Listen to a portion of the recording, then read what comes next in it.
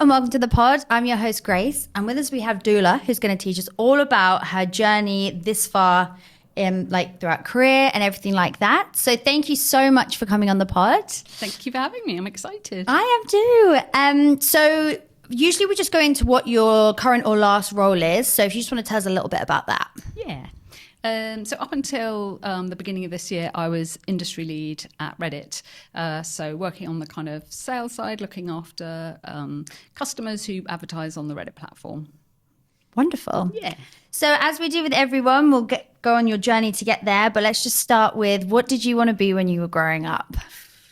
When I was very little, I was very interested in performing. So I did ballet as a child, I did school plays, I sung, and I remember telling my headmistress in my junior school that I was going to be an actress. Then I think, like many people in sort of secondary school, that sort of confidence fell away, and so that ambition changed. I think it's fair to say that I felt I'm very dyslexic, profoundly dyslexic, as I found out in later life, as are two of my three children. So I think by the time I got to secondary school, I was sort of blighted by, I'm not doing well at school, I'm not passing exams. The kind of world was saying, look, you're probably not going to go to university and you're not going to do some of the exciting things that other people are looking forward to. So probably like many people at that time, I think I lowered my expectations quite dramatically. I feel like the schooling system does that to a lot of people. Yeah, especially dyslexics. Although I will say there somewhere inside there, I'd obviously heard the message from brilliant teachers, really inspirational teachers, that I could do a bit more than I thought I could. Mm-hmm. Somewhere it was buried down there, and also a love of learning. Like, however badly I did, I really enjoyed my time at school. I was particularly English. We had a fabulous English teacher, and I was very inspired by the idea of learning. My parents are immigrants, and for them, education was everything. They both were educated until they were 14 and then just worked very hard all their lives. So they really drilled it into all of us that, it was really important to learn and keep learning. I love that. What a great message. Yeah. So when you realized that, you were going to change and you weren't going to go to that, what was the next steps? What did you want to do from there? Well, that's where the journey gets a bit zigzaggy. So I actually got married when I was 20 and had two children by the age of 24. So life, whilst my friends were off at uni, I was very much out of kilter with most of my sort of peer group, and had my two very beautiful young children. But that was my life at that point. And then a few years later, I think that little voice that I talked about, that sort of you can do something more than you think you can, kind of started speaking a little bit louder. And I happened to be passing my local higher education college where I lived, and there was a big placard outside saying, come and talk to us about doing studies as a mature student. And for some reason, I turned the car around, both kids in the back of the car, and just scooped them both up and walked in, and ended up talking to an amazing teacher there who just said, I think, I talked to her about the fact that I really enjoyed English at school and that I, had a passion for learning. And she said, I think you would love sociology. So that sort of put me on a journey to do an A-level in sociology at night school. And that followed with an A-level in psychology at night school. And so by the time I got to the end of that, this lovely teacher who I'd met on day one was like, why don't you go to university? And I was like, well, no, that's ridiculous. I've got two small children. I could never do uni. And she really, to the point of helping me fill out the form, she sat with me and said, look, this is what you need to say. This is how you fill out the form. In kind of August of that year, this great brown envelope arrived with all my starter pack. Oh, And, wow. it was like, yeah, you come. So I did a degree at Oxford Brookes in sociology, and that was really the turning point for me.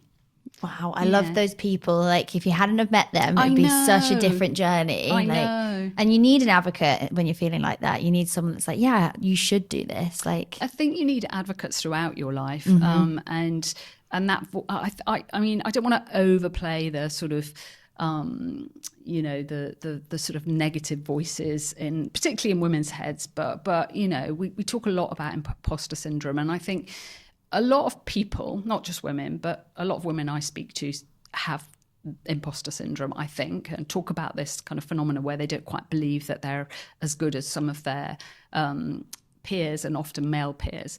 I think it also goes hand in hand with dyslexia. It goes hand in hand with ADHD, this kind of voice in your head saying, nah, that was luck, that was fluke, you didn't really, you're not really capable. And that's certainly something I've battled with throughout my career, and as I've become a manager, it's something that I lean into massively, because my basic premise, and I think this comes from my education, is that everybody has the potential to do more than they ever utilize. I mean, just neurologically, the percentage of our brain that we use is tiny, and so if you can, if there's capacity there that you don't even know about mentally, then how do you unlock that? And for me, it's really about confidence and resilience. And if you've got those people who can just remind you of that when you reach those kind of, moments which are really pivotal in your career, I think it's everything. So, I love that. That's an amazing message. And really nice to hear, because like you said, you had such a zigzaggy way. I can imagine with the dyslexia and stuff, it's not linear at all, especially with the systems that are in place. No, and nothing in the, and still, sadly, despite the fact that there are a lot of great organisations working very hard to kind of spread the word that actually the thinking, the dyslexic thinking, which tends to be non-linear, it doesn't respond well to rote learning. However, it has huge creative potential, and we've seen, you see a lot of dyslexics in performing arts and in the arts generally, but actually from a business perspective, the dyslexic thinkers tend to be very macro. They're very good at putting disparate ideas together. And so if you think about the work that's required now with so much kind of AI coming into the workplace that can do that very kind of governed, sequential, linear work, it's really those people that can think very differently that AI will find very difficult to replicate. So I think that story about actually dyslexic thinking is only a disability, I use that term lightly, if you're in a system which values everything other than what you can do. Wow. And that erodes confidence, and that sends people into the workplace who are, very, very limited, or limiting themselves by what they believe they can do. Must have been incredible to be able to, because you said 2 of your children have it as well, that you can like pass on how you've learnt with it. Like, that's so nice. They have an advocate automatically. Yeah. Well, it was really interesting because my daughter, my eldest, didn't find out she was dyslexic until she got to university. Oh my gosh. So she'd been all the way through the education system. And that's quite typical for girls. They are very good at finding cope mechanisms around the dyslexia. Mm-hmm. And so she arrives at university, she gets sent off to do some standard tests, and she calls me up and says, look, they're sending me to do some more tests. They think I might be dyslexic. And I was like, well, you've never shown any signs of being dyslexic, but she was. So by the time it came to our youngest, I mean, he was much more obviously dyslexic, and we picked up on that at as early as 5 or 6. He was very articulate, very inquisitive, very bright and animated and interesting to talk to, but just couldn't. When it came to putting anything on paper, it was just a no-go. Mm-hmm. And actually, we saw this kind of confidence thing play out, because even by the age of 6, when we had him tested for dyslexia, the educational psychologist said boys often, more so than girls, just become disenfranchised and become really negative in the classroom because dyslexia is often high IQ coupled with other things that make it hard for you, so processing challenges. So you've got this intelligent being who knows that they can do more, and they're looking around them and going, yeah, no, the system's rigged, I'm just going to kick off. So if you don't catch it early enough, you can end up with a child that's just disengaged and disenfranchised. I never knew any of that. Oh, well, the one last fact about dyslexia, and I learnt this in sociology A level, but prisons are overpopulated with dyslexics. So very bright people who look around at the world and go, this is just not fair, end up being, as I said, disenfranchised. And if that turns into a disenfranchised adult, it can lead to, criminal behaviour and I can't remember the exact percentage, and I don't know if it's the same now, but that is there is an overrepresentation of dyslexics in prisons. That is so interesting. I had no idea. It's serious, I guess, because if you don't have it, it doesn't affect your life in any way. You kind of carry on in the system as you are. Yeah, that's wild. It is. So you got your sociology degree. I did. And what did you do from there? Well, actually, so by that point, I was a single parent with two young children, and I just knew my kids were already at school, at their junior schools, and I had to stay where I was based, which was Oxford. So basically, my mission was I need to find a job in Oxford, but it needs to be something that has a car attached to it, because my car was just about to fall to pieces, and it needs to be something that's going to allow me to grow my career, because I have to be based here in Oxford.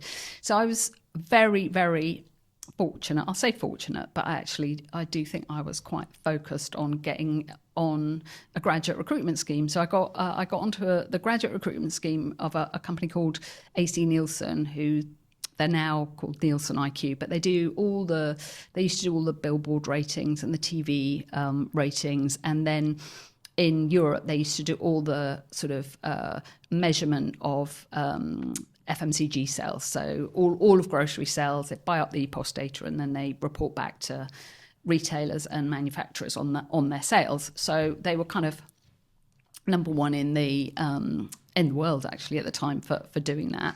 I managed to hustle my way onto their graduate scheme as a mature student, and I think I was the first mature student that they'd ever taken on their graduate program. That's awesome. So I started my career there. I mean, I didn't really know what they did. Mm-hmm. I knew that they had customers brand names that I knew of, like Mars and Coke and Unilever, and I thought that sounded exciting. And within 6 months of being an account exec, I got a car, and so really, really changed my life. And I was there for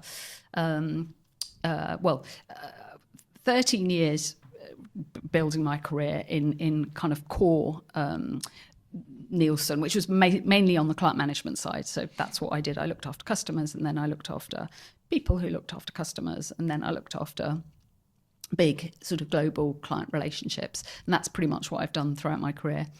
Wow. You sound like you're like a problem, not that you have problems, but like a problem solver in the way that you're like, this is my situation, this is how I'm going to make it work.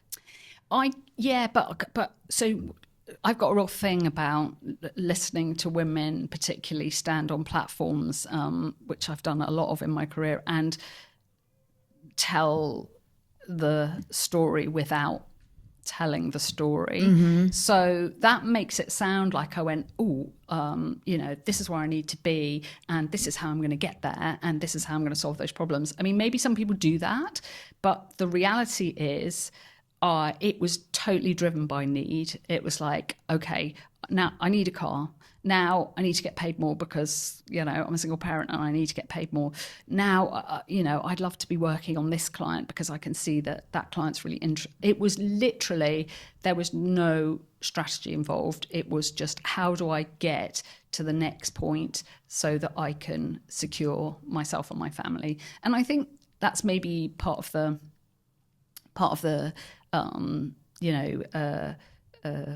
my parents, being immigrants and coming here and building a whole life for themselves. It's like there wasn't necessarily the big role models that I had out there. It was just survival, and survival then moved to being more comfortable survival. And how do I do the next thing? But yeah, I mean, some people are very strategic, I'm sure, and some people manifest, and some people put together a 2, 3, 5 year life plan. I've always kind of recoiled from that for some reason. But it's worked for you. Yeah, muddled my way through, I think, is the reality. I love that honesty, though. I think that's so good to know, because you're right. People do think that you always have a plan, and it's kind of like, no, this is actually just need, and this is survival. Yeah. So what happens from there? So I think I probably felt I would stay at Nielsen for my whole career. Lots of people did. It was a big Oxfordshire-based company. They were actually, when they were founded by Arthur C. Nielsen, there was a real focus on looking after people in the community. He was an American, but he chose to build his business in Oxfordshire because he wanted to employ local people and wanted to give them lifelong jobs. So I guess that was kind of embedded into my early career. We look after our people, and they really did. And this great sense of gratitude that they'd given me a chance, that they took me on their graduate program, that they invested in me and my learning, and championed me and promoted me. And like, there was this huge sense of, I'm part of a family. Yeah, you had like a loyalty. Never, ever think of leaving it. In fact, I think I had some life coaching at the time, and, we spent 6 months talking about the fact that, I would find 1,000,001 excuses not to think about leaving. Just about the point where I thought, well, this is ridiculous. Now I really do need to think about doing something else. Is that just because you just reached as far as you could go, do you think? Or was it just time for a change for you? There was definitely more potential for growth. I just felt, I don't know, it's that little voice again saying, I tell you what actually happened. I changed jobs within Nielsen. They gave me some fabulous opportunities to do slightly different things, which was great. And it was, again, that kind of zigzag growing, rather than thinking about it as a very kind of linear getting up a ladder, as building my skill set. And then Nielsen became official sponsors to London 2012, the London Olympics. And for the first time in the history of London Olympics, the organising committee had decided to appoint research providers, and that was because LOCOG, the London Organising Committee, were very focused on how they build games for everyone, for the population. It was one of their missions, along with the regeneration of the East End of London. So Nielsen pitched to become research providers and won the pitch. And I got very, very excited about this. And a job came up once we'd won the pitch, for somebody to head up the sort of commercial arm of the Nielsen's bid to the London Olympics. So I sort of effectively became a secondee to LOCOG and worked with them, other partners and sponsors and providers, to try and figure out, how you measure return on investment for an investment like that, how people really maximize their investment, how they get the most out of it. So without going into too much detail, there are sponsors of Olympic Games who are IOC sponsors who sign up for 10 years, and they do Winter Olympics and Summer Olympics. And then depending on where the Olympics is, there'll be local sponsors who just sign up for that Olympic Games because it's London. So a lot of the sponsors had never implemented an Olympic investment before. It was like everybody's starting from scratch.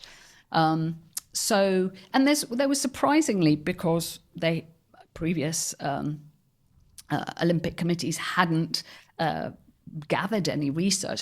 There's surprisingly little to go on. How do you put together a campaign? How do you optimize it? How do you sound sincere? How do you promote your the Olympians?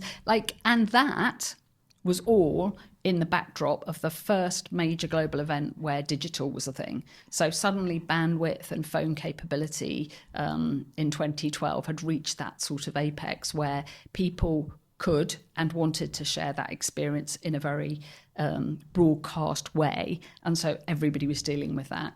And so that for me, I did nearly 3 years on the London Olympics, the run up, the games implementation, and then the knowledge transfer to Rio, who were the next Summer Games after us. And I guess they're just my passion for the whole potential for digital. And for me, it was always about connection. I, like so many of my male colleagues who went for the job that I got on the Olympics, were so pissed because I was not a sports fan. Really? I didn't even really like watching the Olympics, other than I was obsessed with the opening and closing ceremonies when I was a kid. And there was just something about, I guess, again, as a child of an immigrant, something about all these countries coming together. And I always remember the parades, but also the opening ceremonies, the performances that were, I mean, they're so sophisticated now, but that just orchestrating these thousands of people to perform on the pitch, or to, they used to literally flip placards over and make great big messages. And there was just something about the ethos behind that sort of community coming together, that spirit, that endeavour, that I was totally fixated on the Olympics. But then, if you asked me about any of the sports, I couldn't tell you very much. Still an amazing thing to be a part of, though. And if you hadn't taken that role, you wouldn't have found that love for digital necessarily. No, it was definitely a wild segue into digital. And I think as well, I know one of your questions is what's been the most exciting thing.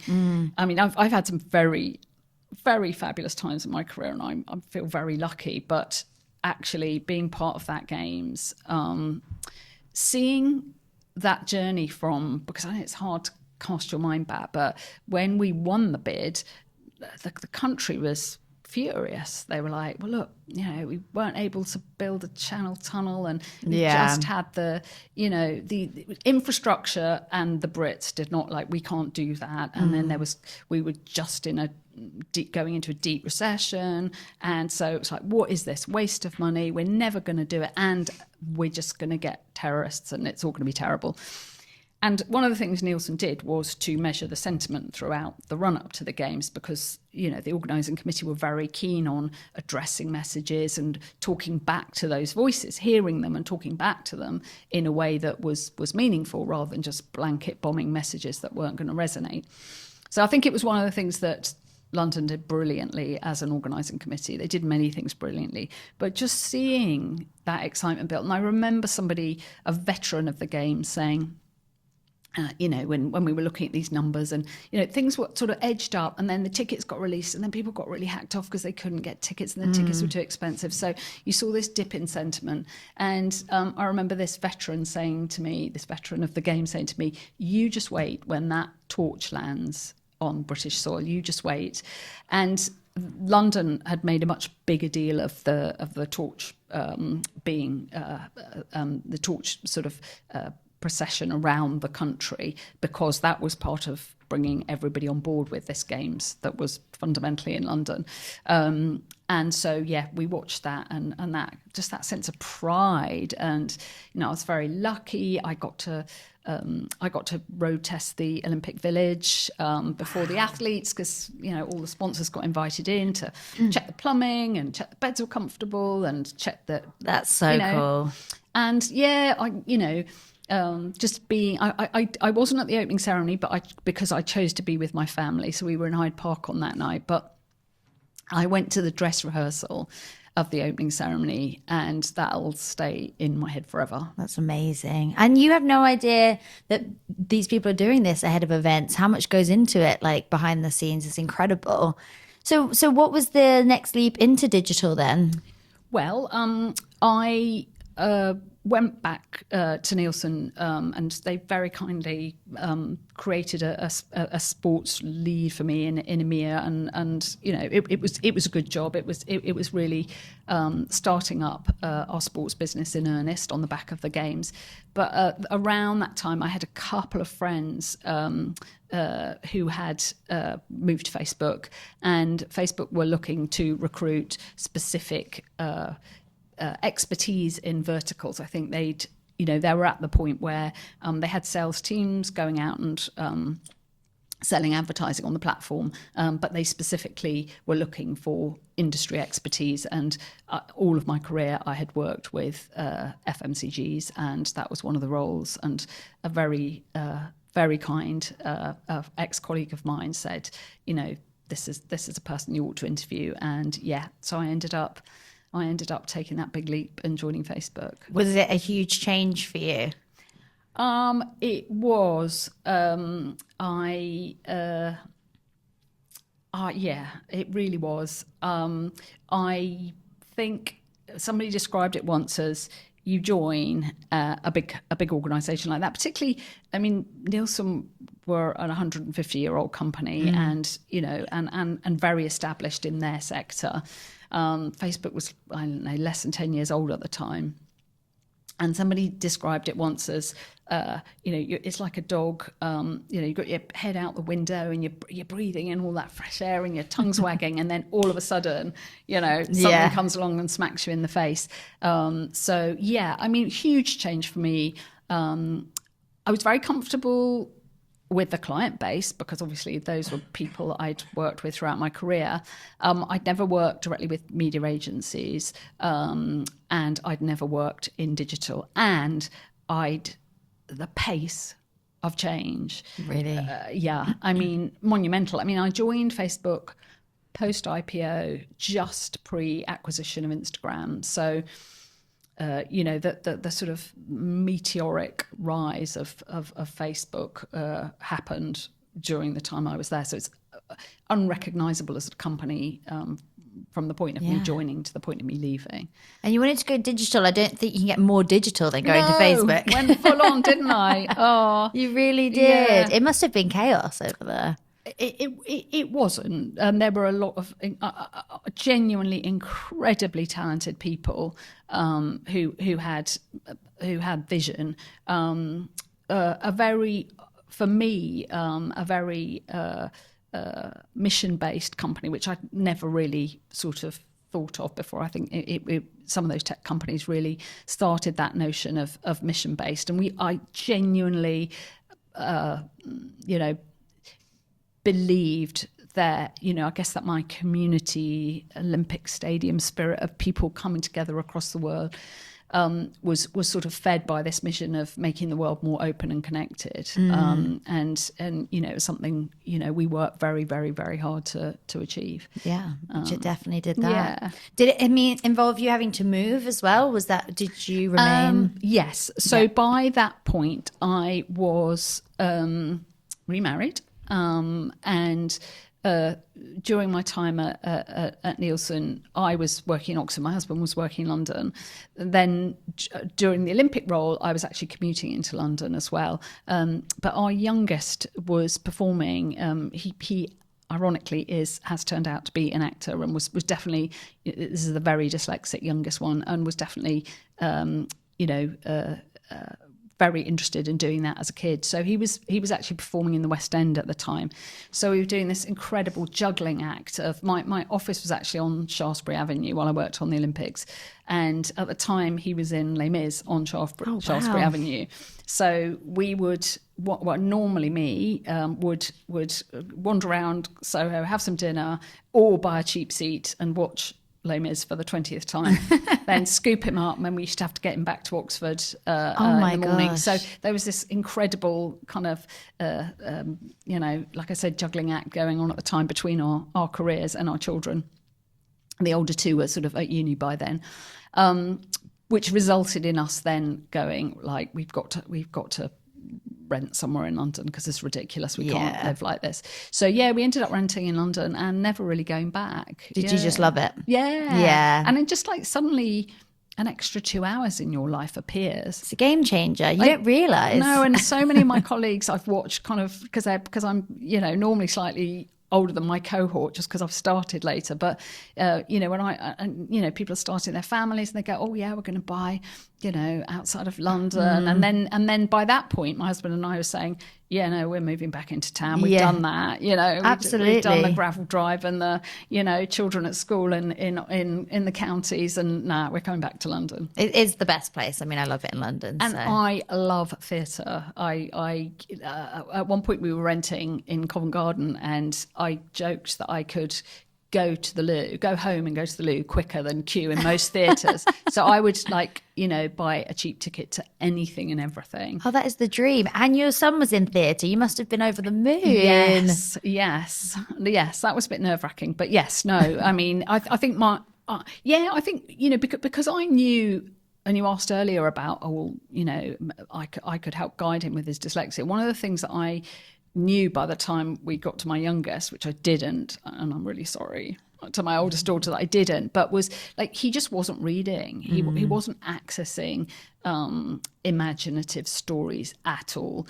And you know, that's something I really resonated with. So actually us going to the theatre together became a thing because I could see his imagination sparking. So actually my real love of theatre, although I think it was innate, because I remember, as I said, liking, you know, everything performing arts when I was younger, but actually it got honed just taking him to interesting stories that he could relate to because they were visual and not on page. How wonderful. I've never really thought about that, like the story being told in a different way and being understood differently. Because I did see as well that you're a theatre investor. Yeah. Which is awesome. Yeah. So, you know, again, you know, it was my youngest that kind of got me into it.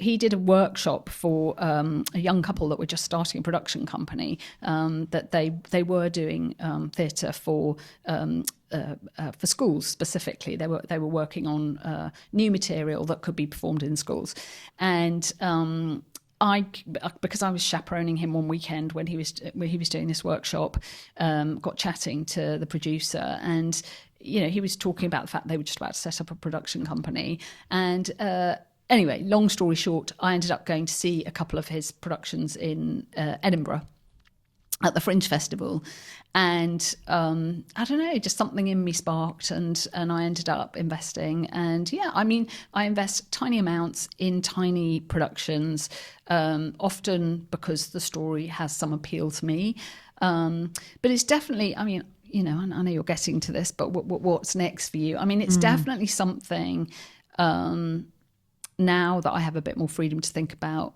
what I really want to do, that I would like to get more involved in on the kind of theatre production side, and it's something I'm exploring. It's really cool because you don't even always know that you can get into theatre that way. Like if you love theatre, there is little ways to invest. You may not always think like that, so I think that's quite a nice outlook to be like, even though you're not acting, you can still be a part of it, which is lovely. No, and I think, you know, I was just talking to one of your colleagues earlier, and he was saying, you know, that actually just being, his interest was film, and he was saying just being part of the industry in some way, you know, scratches that itch, you know. Yeah. I don't think I probably would have been an actress, but I definitely would have ended up probably in the creative arts somewhere if I wasn't driven by, you know, need at a younger point in my career, with no regret, because as I say, I've, you know, really done some incredible and exciting things. And you found your own way in there. It's wonderful. Yeah, I think you kind of, you know, life gravitates you towards. I remember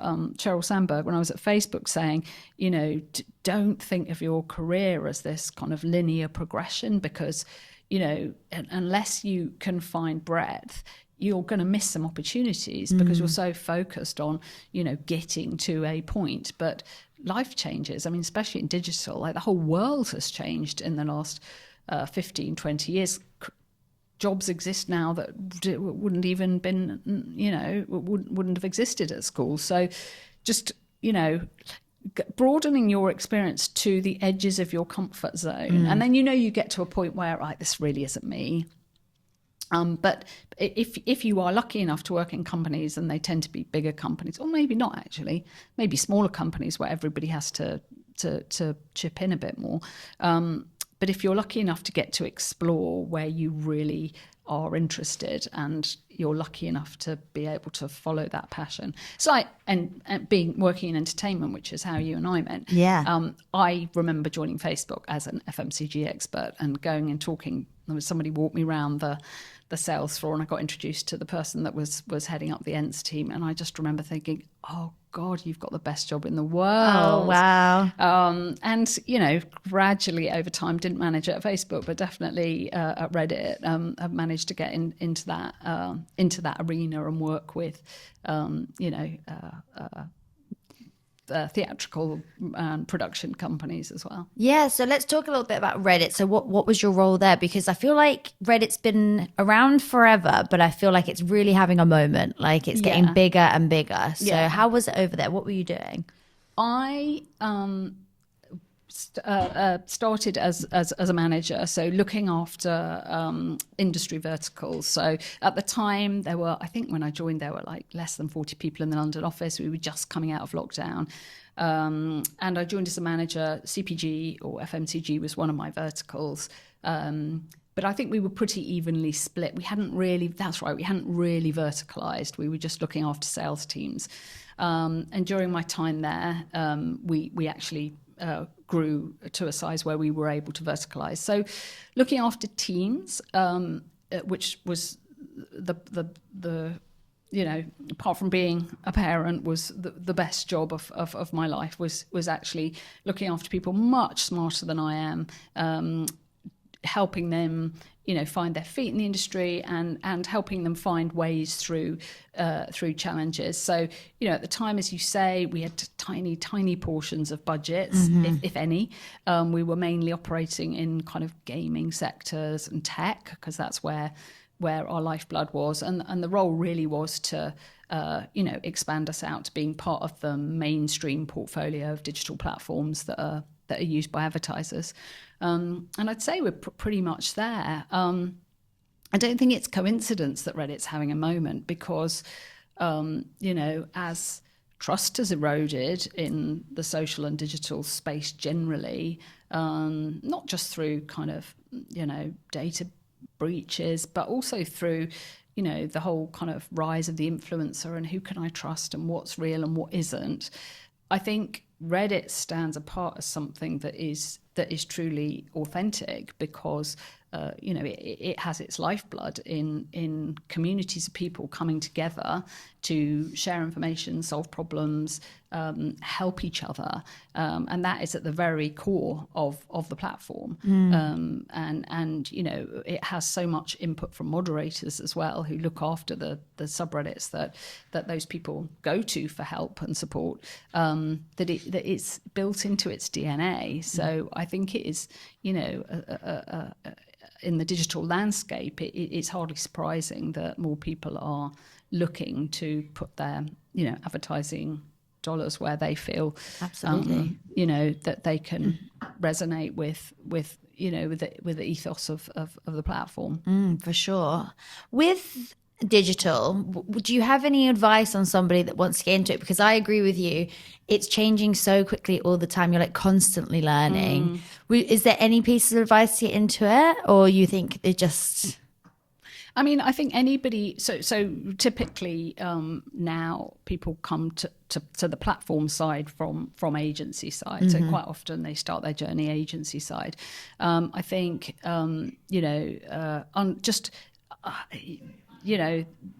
generation who've been brought up on digital, knowing those platforms, using them themselves, understanding the landscape is a huge up on where I started in digital.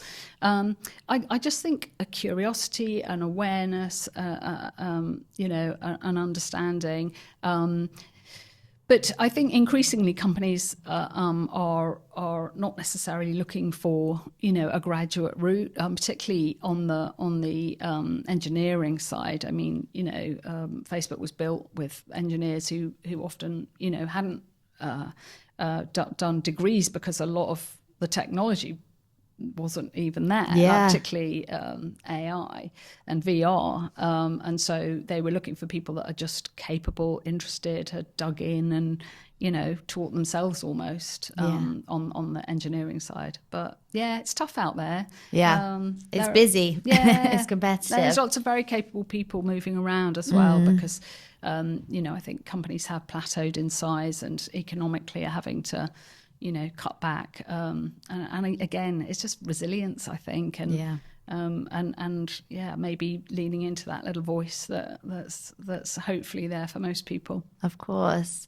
So I know we spoke a little bit about the theatre, but you're in a wonderful time of change and with what you want to do. So what is the goal? What's the aim? Yay. I think I'm mid thought process on that. I mean, I think I don't mind sharing. We discussed before we started recording that I've had almost a year now of being off work, working my way through breast cancer treatment. That's all good and fine now. But I find myself in a kind of crossroads of I think a lot of people who have, been seriously ill do kind of reevaluate what they're doing and where their priorities lie, and also what I want for this stage in my life. And I think I spoke to a broad range of friends and ex-colleagues, as one does, and I kind of had a spectrum of, I knew my kind of best buddies would go, they'd be cheerleaders whatever I said, and they'd go yeah do that. But then I also spoke to somebody who I didn't know that well, who actually ironically I know via a theatre network, who is a headhunter, and I said, look, I'm not looking to talk to you as a headhunter. I just, me, I'll share a bit of my professional background. What do you think I should be doing? And on that spectrum of rah, do whatever you want, to come on, get serious, let's have an Excel spreadsheet, let's look at your CV, all those steps that you'd normally take. I expected her to be the farthest on that spectrum of like, this is how you organise yourself to find your next role. And actually, after having lunch with her and, we chit-chatted, she kind of sat back in her chair and said, you know what? I'll tell you one thing. When you have been talking about your job and your career, you've sounded professional and fine and ticked lots of boxes. When you were talking about theatre, you had a sparkle in your eye and a passion and an animation that is infectious. I don't know what you should do, but whatever you do, make sure it's in that space. Oh, wow. So that's where I'm at. I've taken her advice to heart. I mean, I've got lots of potential ins. I think I'm just about a month from my last op now, and I've got the sort of sign off. So I think, exciting point really. What do I do now? That's so exciting. Obviously so happy to hear that you're well and you look fantastic. So what a journey you've been on. But it is exciting. It's so nice to view it that way, like to be able to see it like that. And I mean, whatever you do, it would be great. But it's another advocate you've got there in that woman, isn't it? Like, you are sparkling. You're like, okay, well, you've got to listen to that, haven't you? Yeah. And I also think, in media particularly, but in society generally, I think you get to a certain point in your career and you kind of expect this plateau. And I've done a lot of reading about, just cross-culturally and ethnographically, like this notion that you get to a point where you're kind of not really that useful anymore. And it's really easy to feel it in media and digital because it is a young game and it's a very, very rapidly evolving game. But actually to move your mindset to thinking about, what is that accumulation of knowledge? Not that you're the font of knowledge, but like all those mistakes that you made, all those, if you could go back and change things. And so I think that for me is like, how can I give back? I mean, part of me just wants to be, a hell-raising feminist, and part of me wants to, there are a lot of, causes I feel very passionately about. LGBTQ community, I'm marching for, I'm part of the Trans Pride event tomorrow, just doing my bit to, support those causes and those bits of society those groups in society who I feel just don't get a fair chance for whatever reason. But yeah, I mean, that's what I'm looking for. Where can I put my passion and my energy, and not see it as a means to an end anymore, but just how can I give back? And I think, there's, in part of my reading, there's this amazing sort of process in Japan whereby everybody that's post-retirement age, whatever age that is, has to give back to society in some way. So you take a role within society, whether that's tidying up riverbanks or helping out in preschool, listening to children read. Like, everybody has to take a role. And I think that's great for society, but it's, again, very well documented that when you look at those areas in the world that have longevity and meaningful longevity, so not just you stay alive, but you stay active and disease-free, it's where they retain a purpose and a function within the community. And that could be a job, but that could also just be something that you feel, very, very passionate about and can devote some time and energy to. Amazing. That was wonderful. Yay. I can't thank you enough. That was so good. I could honestly speak to you for hours. Oh, thank you. But thank you so much. And I really cannot wait to see what you get up to. Thank you very much. That was amazing. Oh. You were